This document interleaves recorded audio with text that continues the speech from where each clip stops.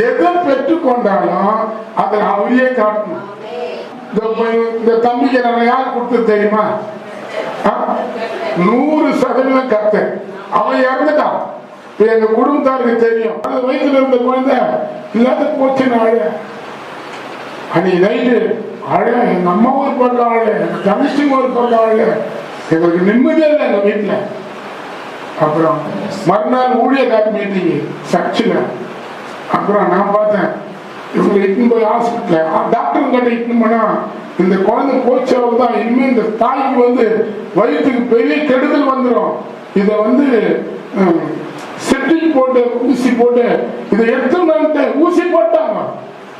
ஆனா கிருப ஹாஸ்பிட்டலுக்கு போனோம்னா அங்க டாக்டருக்கு மறியல் பண்ணுங்கிறாங்க. எங்களுக்கு நிறைய சேவை தர மாட்டாங்க. அரசாங்கம் ஹாஸ்பிட்டலுக்கு போயிட்டு ரிட்டர்ன் பண்ணிட்டோம்.